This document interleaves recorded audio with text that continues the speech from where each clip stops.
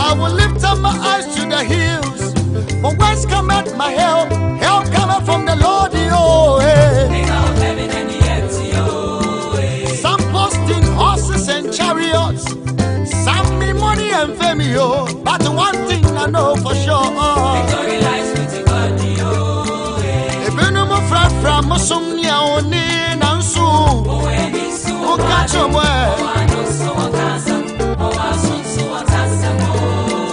Ebenumakutu, Amusumia Oni Nansu, you tell them, Ebenumakutu, Insuonia, Nasu Yadia, Bita, Yafraya.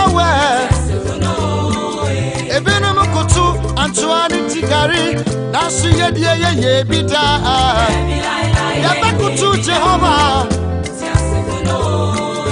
We are calling Jehovah. Everybody call him Jehovah. The ever faithful God Jehovah.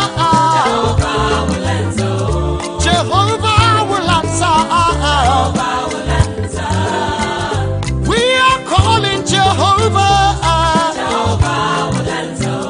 Jehovah will answer. Yebesu ya fre Yehovah no. Obeji Yesuda.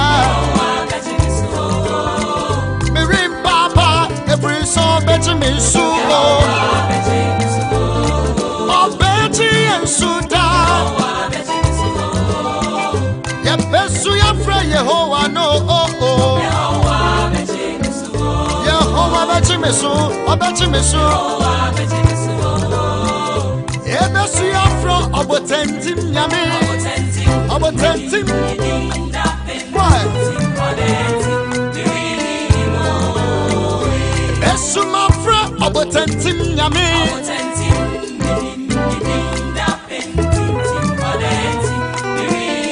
Rock of Ages Besumafra abotentim.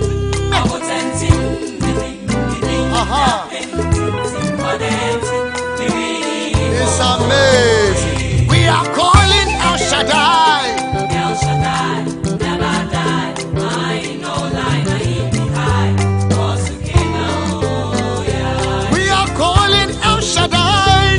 El Shaddai, never die. I know lie, I be high. We are calling you everyone. Never die. I know lie, I be high. What is Ominika Baba God?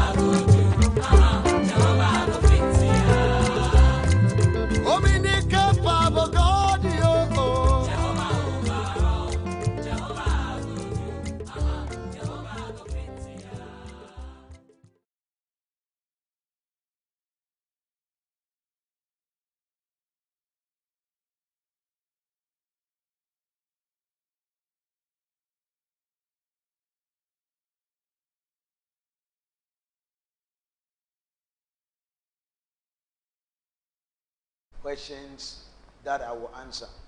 So in case you have questions, you just send them on the comment page, then I will answer them for you. I'm talking on the subject 12 decisions that turned my life and my ministry around.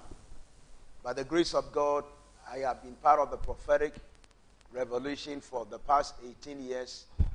In the past 11 years, I have been in full-time prophetic ministry. I've also had the opportunity and the privilege to pastor the Spirit Life Revival Ministries for the last 9 years. And within this period that I have been involved in the work of God, there are lessons that I have learned. There are trials and temptations that I've faced. There are mistakes that I've encountered within this period. And I'm believing God that I'll be able to share with you some of these experiences. And so I will share with you 12 decisions that I've made within this period. I initially wanted to share with you the 12 most important decisions, but I think that will be for another day. Now, I remember many, many years ago when I went up to God to ask him questions about my life and about the things that I'm supposed to do. One of the profound things that the Lord made me to understand was that almost everything that I'm looking for, he has already given to me. And as I looked at my life and I looked at the things that were happening to me, it never looked as if that God has given me everything that he has given me. But that's what he told me. And the second thing that the Lord spoke to me about was that whatever that I'm looking for that he has not given to me, he has packaged them and I put them into the people close to me. And that it was my responsibility to locate these people, recognize what he has put within them, and have the ability to contact, connect, and collect what he has put within them. The other thing the Lord made me to understand that everything that I'm looking for, everything that I have not received, he has already packaged them in time. So that means that if I have patience to develop myself, patience to work on my gifting, then by the process of time, the things that I have not received will manifest. I mean, 9 years ago, Spirit Life Revival Ministries was not in existence. But by the process of time, I have seen the unfolding of almost everything that God promised me. The Lord also made me to understand that the things he has not given me are hidden in my gifts and in my talent. So if I can't develop my gift, develop my talent, then the things that I'm looking for, I am going to receive.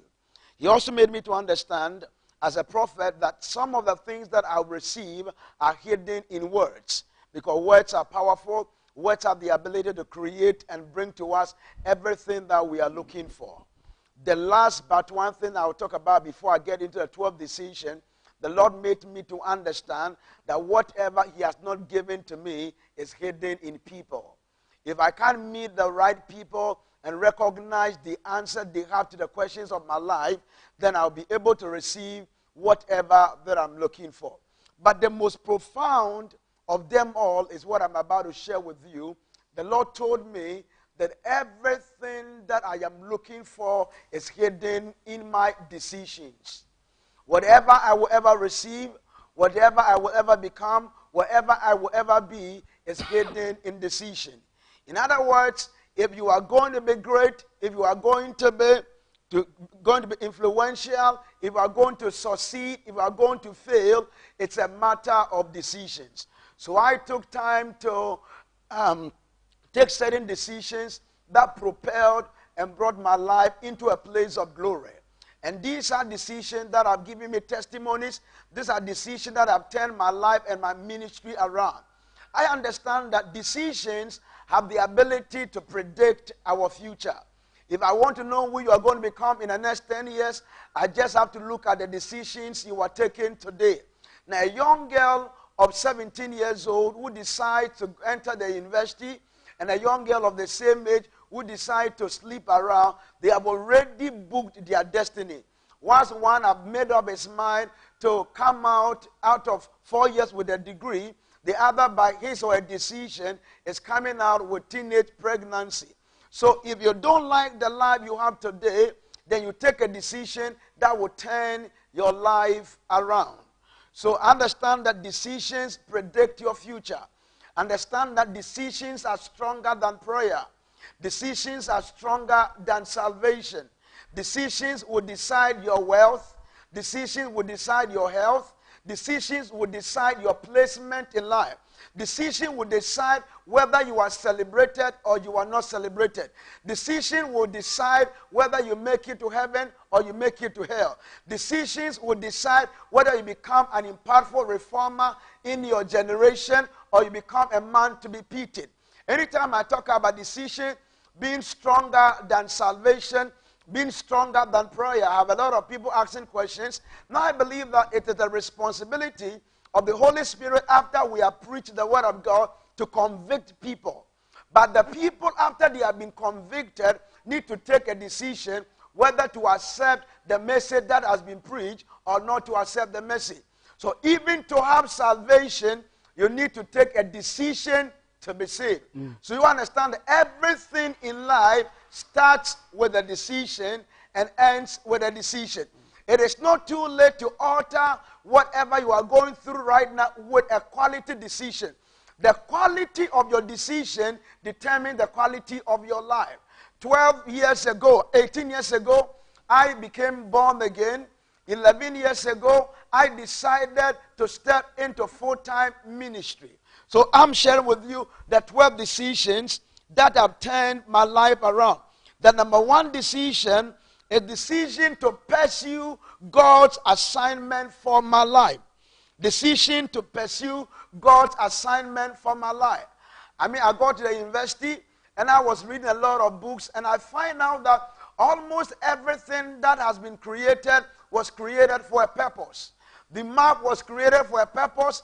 The year was created for a purpose. The hand was created for a purpose. This phone in my hand was created for a purpose. So I began asking myself, what is my purpose?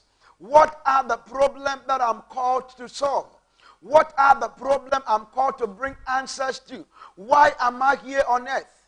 Why did God release me into the continent of Africa? Why did God release me into the nation of Ghana? Now, these questions kept on until I went on a journey to search for the reason for my existence. And I remember on the 31st of August, 2002, the Lord made me to understand that my assignment is to teach and to preach to the world that all things are possible through the instrumentality of faith, and also to redefine the prophetic. The Lord handed over my life mission to me. I discovered I'm called the prophet, but my assignment moved beyond just prophesying. Now, when I discovered my assignment, I became obsessed with my assignment. I started preparing myself towards the fulfillment of my assignment. On the 31st of May, 2006, the Lord told me, go into full-time ministry.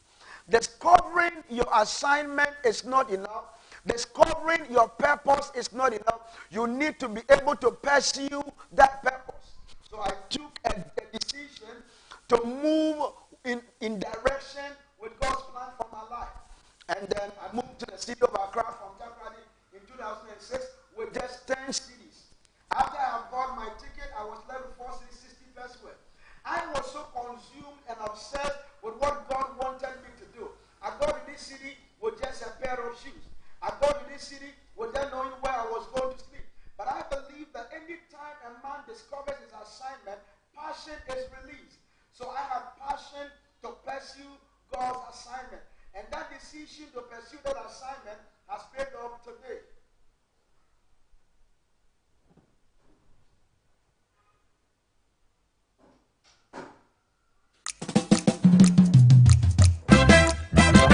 God. Yahweh.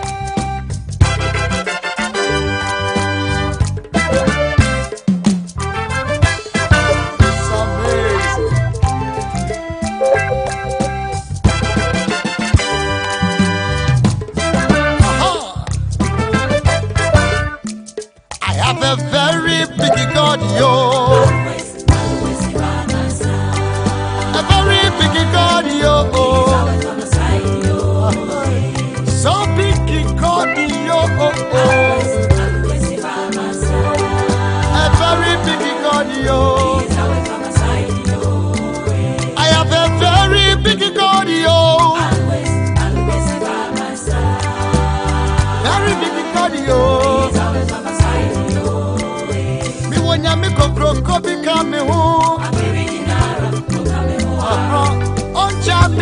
Biarado, Kobi kami unenina, Okamu ara kenina, Duanya kakra kabi kami hu, Denina, Okami hu ara. I will lift up my eyes to the hills, for whence cometh my help? Wow, so we are still on the decision to pursue God's assignment for my life. Because of time, I want to move on to the number two. Number two is decision to turn my pain and my mistakes into testimonies. I believe that everyone might be going through one form of pain or the other. And as I was growing up as a young man, there were a lot of mistakes that I made.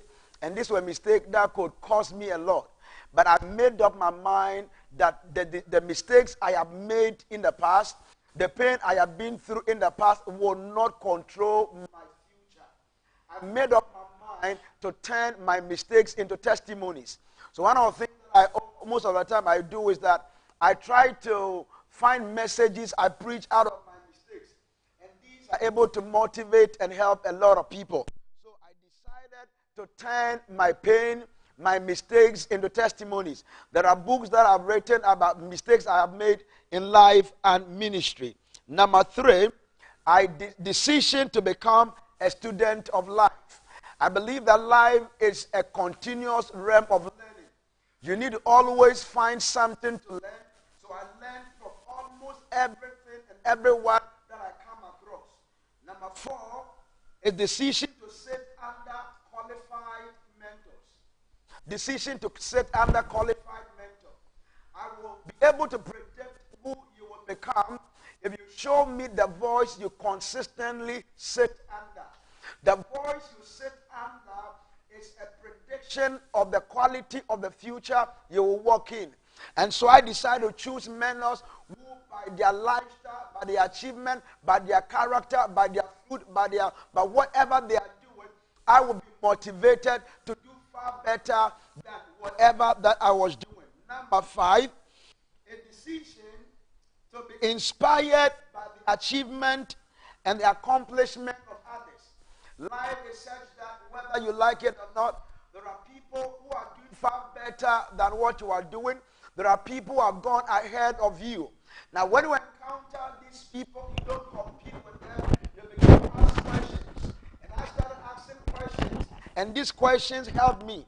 So I made up my mind that I will make what other people have done to inspire me to greater heights. So decision to be inspired by the accomplishment and the achievement of others. I remember one time when it was 2007, I was moving around town when I saw the posters of a prophet of God.